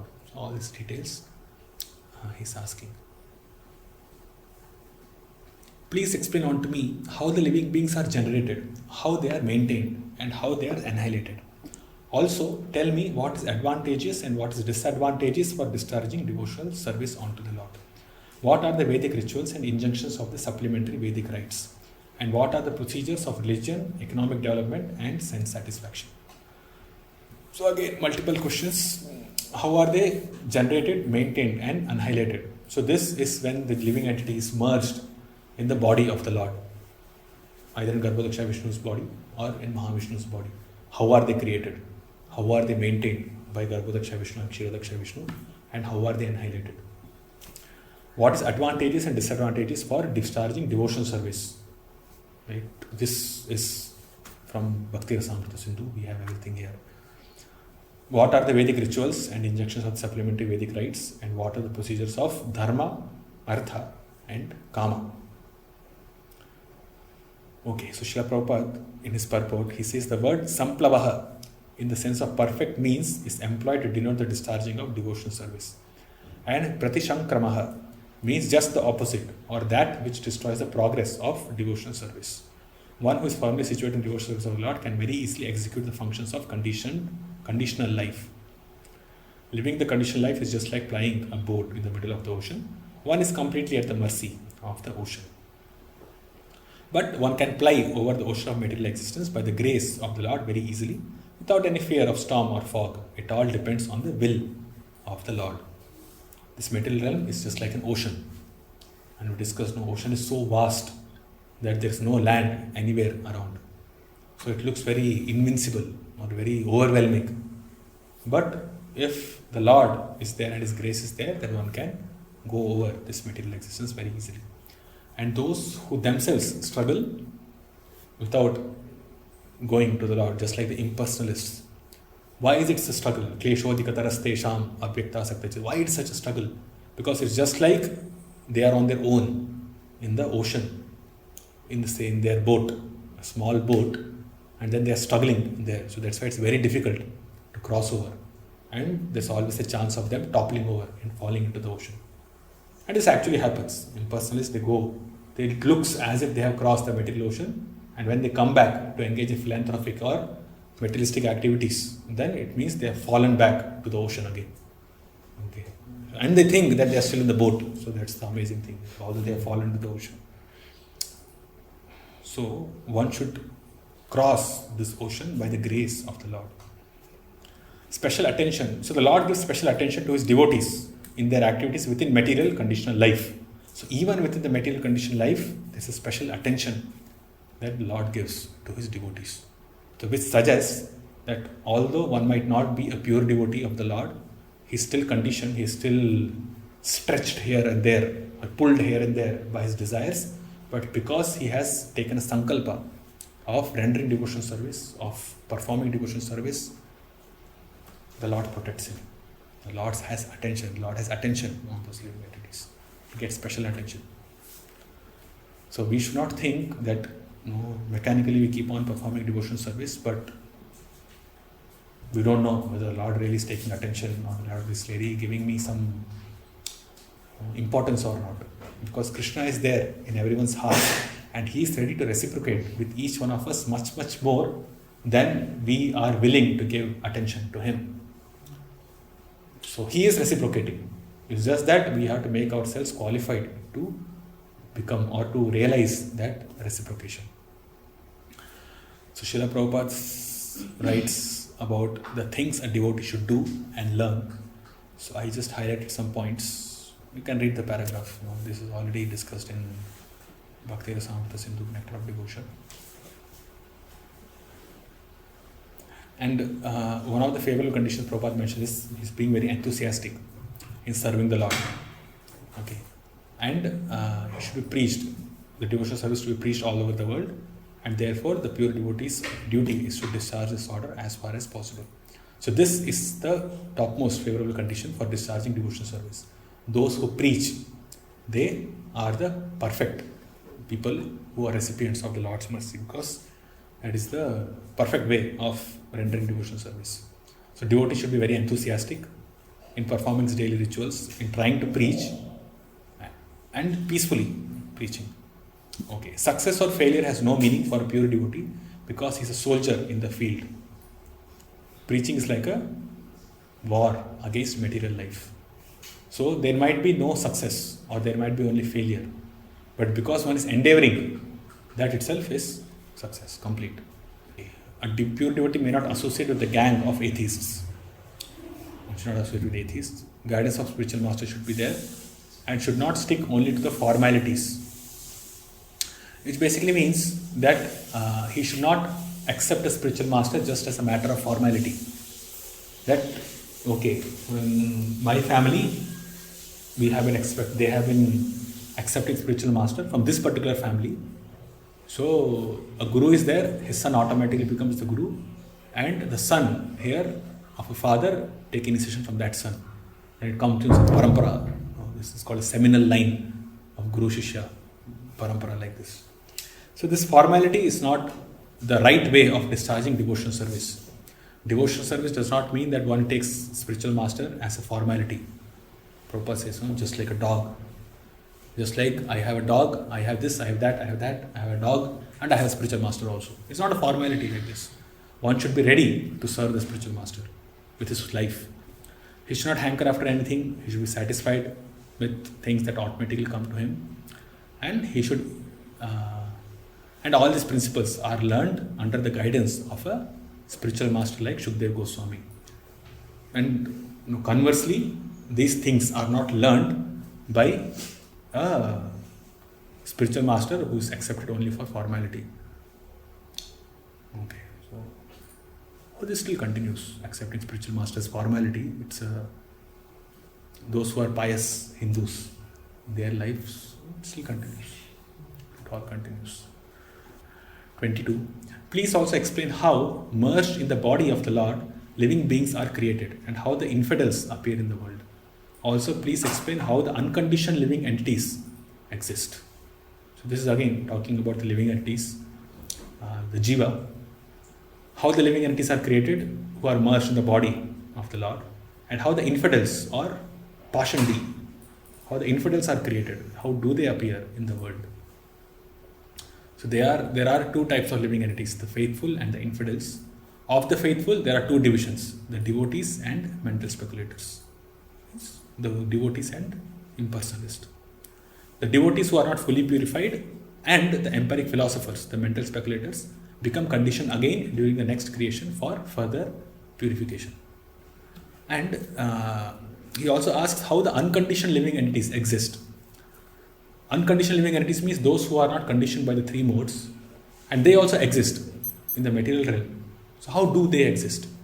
Are they different from the Lord? Are they different from the Lord's existence? Just like the Lord comes in his transcendental form, do these devotees or these living entities who are unconditioned, do they also have a body? Or they also have a form like the Lord? That's the question.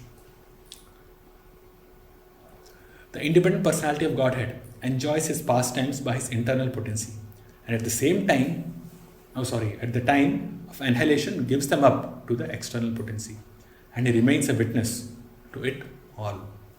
So we'll read this purport. Lord Krishna is the only independent person. He enjoys his pastimes by creation as he desires and gives them up to the external energy at the time of annihilation. So his pastime of creation from Mahavishnu, Garbhodaksha Vishnu, like this, he enjoys those pastimes of creating this material world. So he enjoys his pastimes by creation as he desires and gives them up to the external energy at the time of annihilation. And when the annihilation is to happen, the Lord retracts himself. That's it, as if he's unattached, completely unattached. So when he's performing his activities, then he's performing his activities through his internal potency. Okay. It's said, when Mahavishnu desires to create, although it seems that he's interacting with his material energy, but he's enjoying with Rama Devi. It's said in Brahma Samhita. It's in the first 6 verses it comes that the Lord is always absorbed in his pastimes with Rama Devi, even though he's the Lord as Mahavishnu, when he's interacting with the external energy of the Lord. So he's engaged in his internal pastimes. And then he enters as Garbhodaksha Vishnu, pervades the entire universe as Kshirodaksha Vishnu. But when the time of annihilation comes, he withdraws himself completely. Although he's engaged in Visarga, he's engaged in the universal form as a universal form, and so many things he's doing. But he just completely detaches himself. The same way as Krishna detaches himself from the Yadavas, from the Yadu dynasty at the time of annihilation. So Krishna, Prabhupada writes here, by his internal potency only, he kills the demon Putana, even though enjoying his pastimes in the lap of his mother Yashoda. And when he desires to leave this world, he creates the pastimes of killing his own family members and remains unaffected by such annihilation. So even in the matter of creating this material world, he is engaged, like this. When he comes personally, he is engaged by his internal potency, or by his internal potency, he engages in pastimes. But when the annihilation has to happen, he completely withdraws himself, as if it's not attached to anything at all. Everything has come from him. So when we create something, not normally or naturally we say we get attached to that, or we have some affection for that. But the Supreme Lord has no affection. It looks like that. No affection, no botheration. Annihilation, okay, it's completely withdrawn, unaffected. So how does the Lord do that? How to understand this? What's the nature of the Lord? The thought process of the Lord? These are amazing questions that he asks. He remains as a witness to all. Witness means he's not directly involved. Right? Witness means what? He's just there and he sanctions. Witnesses and sanctions. Upadrashta Anumantacha. Just a witness, just as a witness. Paramatma, just as a witness, he remains. Although he's interacting during his pastimes, but he completely withdraws himself. And this point again can also relate to Krishna's pastimes, and he just left the gopis and went. Completely withdrawn. Right? So how to understand this? How can the Lord do that?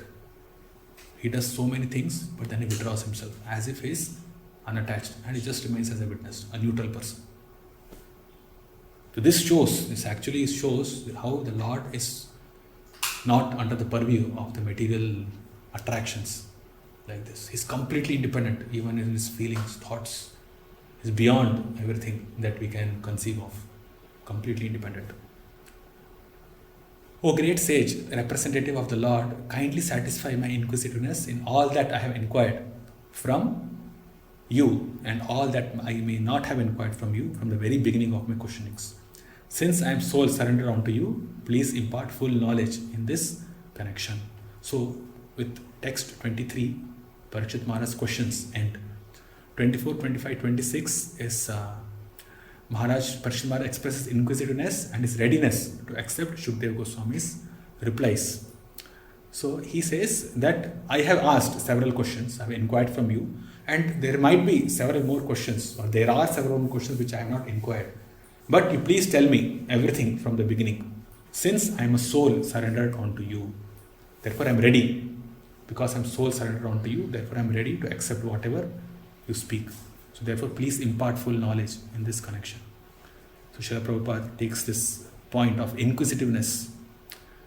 The spiritual master is always prepared to impart knowledge to the disciple, and specifically when the disciple is very inquisitive. Inquisitiveness on the part of a disciple is greatly necessary for the progressive disciple. Maharaj Parikshit is a typical disciple.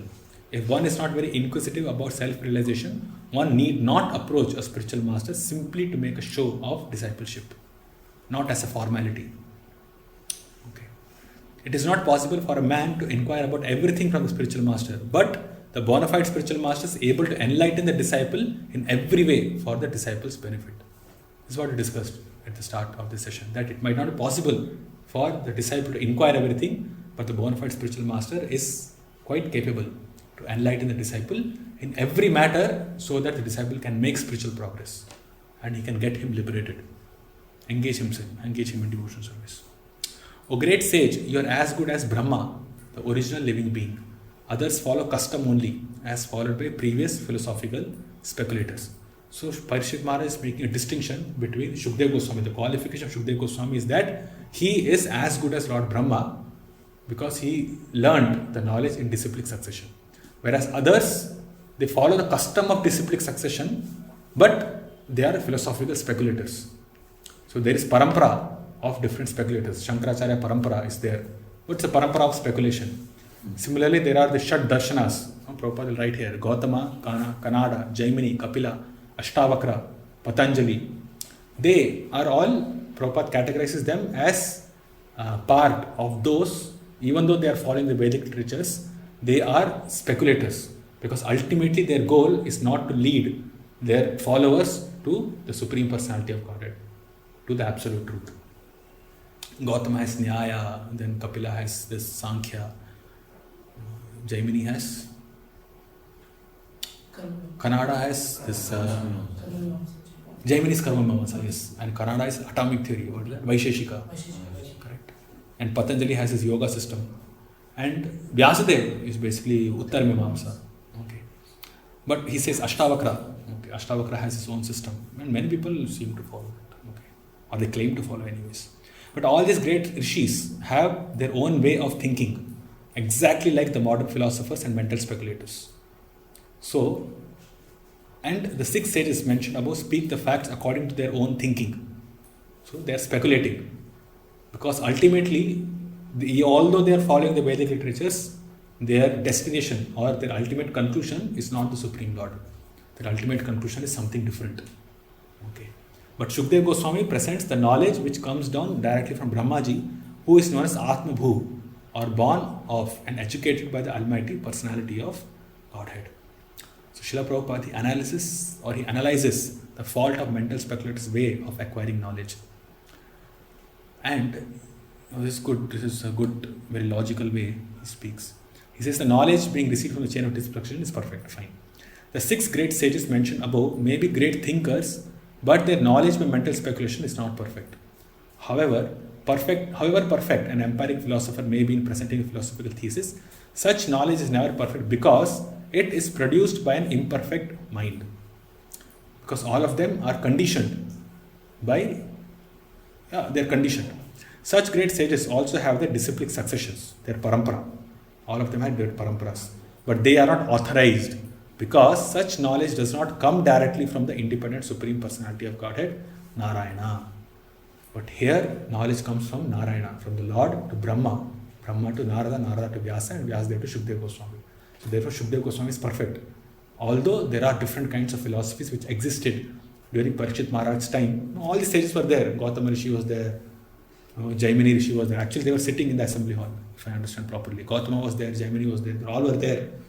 Okay, but indirectly, Parikshit Maharaj said that they are only following customs and their philosophical speculations. But you, my dear Shukadeva Goswami, you are the perfect person. You are as good as Lord Brahma because you will give what is the topmost knowledge. And those rishis who are present here are followers of these philosophical speculations.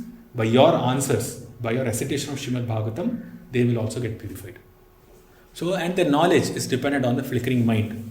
Because the mind, when we say conditioned by the modes, that means the mind is agitated by the modes. So the mind is flickering. And because the mind is flickering and mind is material, the knowledge which they present is also material and never transcendental. Therefore, they disagree with other philosophers. Devotees never disagree on the philosophy with each other.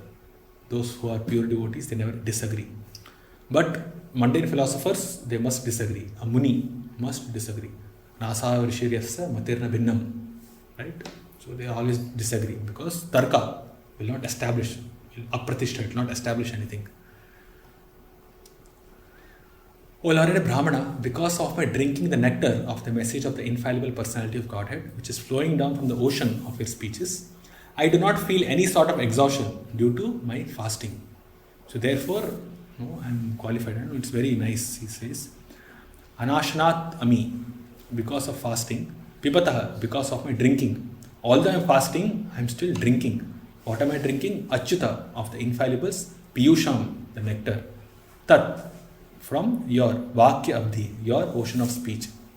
Vinih Sritam, flowing down from. So the words which are flowing down from your mouth, I am drinking that nectar. Okay. Even though I am fasting, I am drinking that nectar. And therefore there is no exhaustion which I will feel. I do not feel any exhaustion because of that. Because you are giving me the nectar, although I might not be eating anything. But still the nectar is coming. So therefore I am ready. He's saying, I am ready to listen, ready to hear more and more of your speech, of your voice.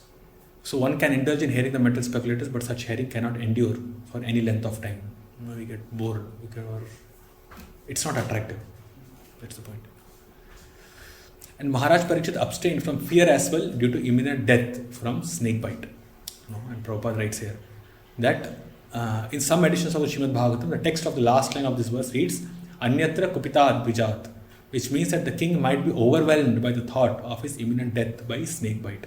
The snake is also twice born, and its anger is compared to the cursing Brahmana boy, who was without good intelligence. Maharaj Parikshit but was not at all afraid of that, for he was fully encouraged by the message of the Lord. One who is fully absorbed in Achyuta Katha can never be afraid of anything in this world. So this is what we discussed at the start. So one who is about to die, he might have some fearful conditions within his heart, but Maharaj Parikshit was not. The snake is twice born because he comes from an egg. Right? First the egg is laid, so that's first birth. Then he breaks the egg and comes out, that's the second birth. Therefore his Dvija. Snake is also a Dvija. Okay, so from 27 to 29, Shukadeva Goswami is pleased and prepared to answer. So Suta Goswami says, thus Shukadeva Goswami, being invited by Maharaj Parikshit to speak on topics of Lord Krishna, Lord Sri Krishna with the devotees, was very much pleased. And Srimad Bhagavatam should be discussed among devotees. Non-devotees have no entrance. It can be legitimately discussed only among the devotees of the Lord. Otherwise, the real taste of the nectar cannot be relished. There is no use in non-devotees meddling with the two topmost Vedic literatures, Bhagavad Gita and Srimad Bhagavatam. From Bhagavad Gita, or thousands of commentaries, but all from non-devotees. No use. And he says Shankaracharya did not touch Srimad Bhagavatam because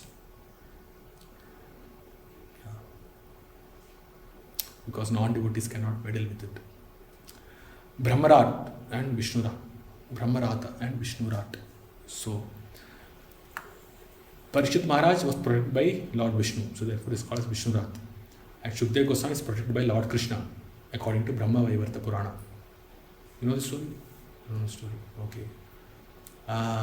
Shukdev Goswami, after 16 years within the womb of his mother, did not want to come out. So then he wanted protection from the Lord himself. So Krishna comes and then he gives him benediction that even if he comes out, he will not be infected by the material energy of the Lord. That's when Shukdev Goswami comes out. So that way he is protected by the Lord himself directly. Okay, so this story comes in Bhakti-vaibhava Purana. It is there in Tattva Sandarbha, in the first few Anuchedas. So you can go and refer. So both are, one is Brahmarat because he is protected by Lord Krishna, Vishnurat because Parikshit Maharaj is protected by Vishnu, and a Vishnurat should hear Srimad Bhagavatam from a Brahmarat, and no one else, because others misrepresent the knowledge and thus spoil one's valuable time. So one should be protected by the mercy of the Lord, then only he can speak. And the hearer should also be protected by the mercy of the Lord, then he can hear, then he can acquire everything that is being spoken. Okay, so both should be qualified. Again, Srimad Bhagavatam speaks about the qualification of speaker and hearer at multiple places. This is one of those places. So both should be protected by the Lord. Protected by the Lord means they should come in disciplic succession. They should be rendering service to their spiritual master. That way they are protected. Service to the spiritual master protects the disciple. Okay, so that's it. It's as simple as that. And the speaker should have heard from his spiritual master perfectly, and he should be following the principles. Suta Goswami continues. He began to reply to the inquiries of Maharaj Parikshit by saying that the science of the personality of Godhead was spoken first by the Lord himself to Brahma when he was first born. Srimad Bhagavatam is a supplementary Vedic literature, and it is just in pursuance of the Vedas. So Shukdev Goswami, he began his reply by saying that the science of the personality of Godhead, which means the first few questions which Parikshit Maharaj asked with respect to the transcendental nature of the Lord and the creation is what is being explained as the Chatushloki Bhagavatam. Anyway, Chatushloki Bhagavatam comprises is a summarized response to all the questions which Parikshit Maharaj asked, but specifically it speaks about the science of the personality of Godhead. Means the personality is being established properly. And it was spoken first by the Lord himself to Brahma, so which will come in the next chapter, when he was first born. And Srimad Bhagavatam is a supplementary Vedic literature. Supplementary Vedic literature means it's the proper way of understanding the Vedas. It supplements the Vedas. It gives the perfect understanding of the Vedic literatures. And it is in pursuance of the Vedas. Means it is in line with the Vedic literature. Therefore, Srimad Bhagavatam is perfect. So one should follow in the footsteps of Maharaj Parikshit without foolishly attempting to interpret. Okay. And this is Brahma Kalpi, means the first name of Lord Brahma. Okay, last verse. He also prepared himself to reply all that King Parikshit had inquired from him. So not only the science of the personality of Godhead, but everything that Maharaj Parikshit has inquired from him. Maharaj Parikshit was the best in the dynasty of the Pandus, and thus he was able to ask the right questions from the right person. Means both are qualified. Perfect questions, perfect answers. Perfect questions are here, perfect answers will come. It is not necessary for the master to answer them in order of the disciples' inquiries, one after the another, but he answered all of them in a systematic way. Right? In Bhagavatam, everything is presented in a systematic way. We will see that once we go to the 3rd canto, or in the 10th canto itself, we will discuss how Srimad Bhagavatam is systematic. Maybe we can see an overview of all the cantos, quick 5-10 minutes, and see everything is, it should have come in this proper order only. It's like this. Okay, so thus ends the Bhakti-vedanta purports of the second canto, 8th chapter of Srimad Bhagavatam, entitled Questions by King Parikshit. Fine. So we have any questions? The chapter is complete. It's a simple chapter. We just have the questions by Maharaj Parikshit. Do you have any questions? Yes. We said one verse. Which verse is that? This Parikshit is asking one question. Okay. The question that is what are the disadvantages and advantages of devotional service? Okay. So means how it can be disadvantages? How can there be disadvantages in devotional service? Yes. See, he's asking what is advantageous and what is disadvantageous for discharging devotional service. It's not that what is advantage. There is no disadvantage in devotional service. But what is disadvantage means what are the niyama. If I do this, it's disadvantage for my devotional service. Correct? So, if I engage in material sense gratification, if I break the regulative principles, that is disadvantageous in devotional service. Right? So, this is what he's asking. What is advantageous means what we should do. Anukul and Pratikul, correct. Exactly. Anukul and Pratikul. What is advantage and disadvantage in devotional service, but it's for devotional service. It's for devotional service, not in devotional service. There is no disadvantage in devotional service. The advantage is. Maybe the translation is different for you, or what is it? I don't know. It's advantages and disadvantages for discharging devotional service. Not it's advantages or not disadvantage. It's advantageous and disadvantageous. Okay, so it's actually a verb. It's a verb. It's not something else. So verb means what should one do? Of discharging devotional service. Tell me also of the advantages and disadvantages of the discharging devotional service. The translation is different. But this is the proper understanding. Okay. What is advantageous and what is disadvantageous for discharging devotional service? Like this. Main changes of discharging. That's why Prabhupada writes, the word samplavaha in the sense of perfect means is employed to denote the discharging of perfect means of discharging the devotional service, and pratisankramaha means just the opposite. So when we say advantages and disadvantages, it is these two words. Okay. Samplavaha, the perfect means of complete devastation, he is saying, and pratisankramaha, ultimate destruction. Yes.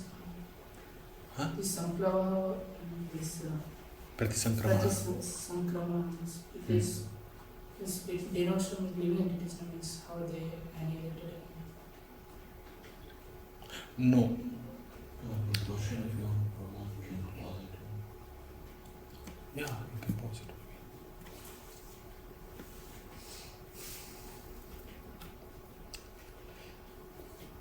Okay, just 1 minute. Sarvabhutanam samplava, the perfect means of complete devastation of all living beings. Vikrama, specific power of situation. Pratisankrama, ultimate destruction. Ishta, Prabhama, Vedic rituals. Purtasya, pious actions of religion. Kamyanam, rituals of economic development. 3. Vargasya, of the 3 means of religion, economic development, sense gratification. Also, we have over Vidhi procedures. So, if you see,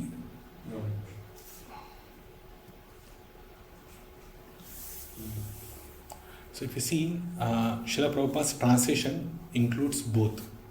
Okay, it's both the how they are generated, maintained, and annihilated. Okay, that section is there. That meaning is taken from Samplavaha and Pratisankramaha, and also which is conducive for devotional service. In that meaning also. So both Prabhupada writes here. Please explain on to me how the living beings are generated, how they're maintained, and how they're annihilated. Also tell me what is advantageous and what is disadvantageous for discharging devotional service onto the Lord. So Samplavaha, he takes the perfect means. And in purport he says Samplavaha means the perfect means which is employed to denote the discharging of devotional service, whereas Pratisankramaha means just the opposite, or that which destroys the progress of devotional service.